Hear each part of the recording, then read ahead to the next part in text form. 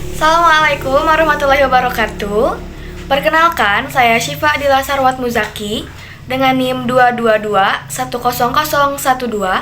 Di sini saya akan menjelaskan laporan analisis dan rekomendasi kurikulum untuk memenuhi tugas ujian akhir semester mata kuliah Kapita Selekta SMP.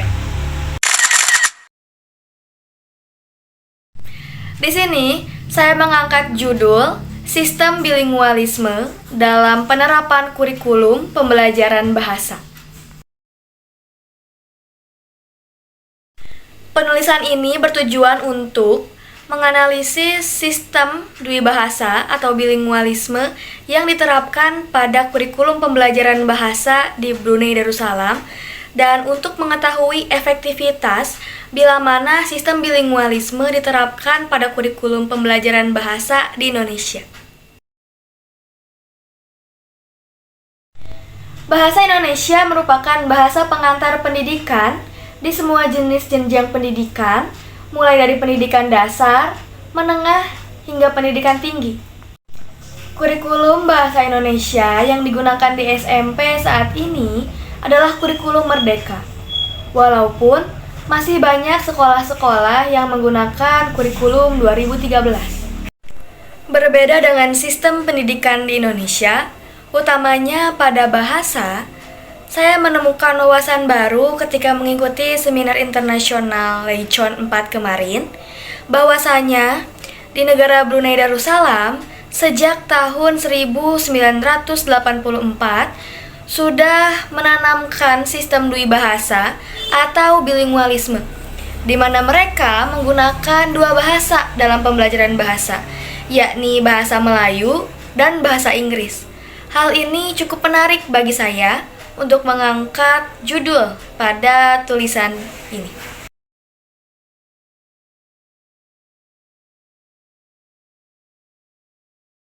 Pastinya setiap kurikulum pembelajaran yang diterapkan di negara manapun memiliki kekuatan dan kelemahannya masing-masing. Pada tahun 1984, Brunei Darussalam menetapkan sistem kurikulum pendidikan bahasa dengan sistem bilingualisme, dwibahasa, atau penggunaan dua bahasa. Dua bahasa yang diajarkan ialah bahasa Melayu dan bahasa Inggris.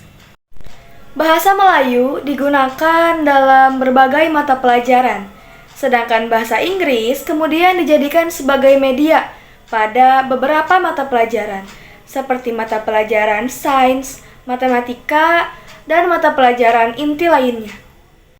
Sistem dwibahasa atau bilingualisme yang diterapkan juga didukung oleh Sistem Pendidikan Negara Abad ke-21 atau SPN 21 yang diluncurkan pada tahun 2009.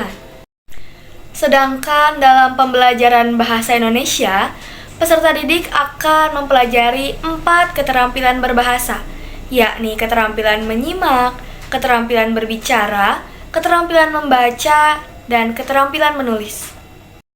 Kurikulum Merdeka dirancang untuk memperkuat keterampilan abad 21, termasuk keterampilan berbahasa, yakni menyimak, berbicara, membaca, dan menulis.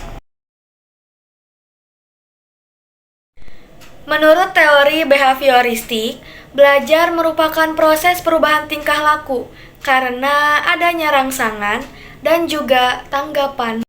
Peran seorang guru dalam mengajarkan bahasa kiranya perlu dimulai dengan adanya rangsangan atau stimulus kepada peserta didik. Stimulus tersebut dalam pembelajaran bahasa dapat dilakukan dengan keterampilan berbahasa.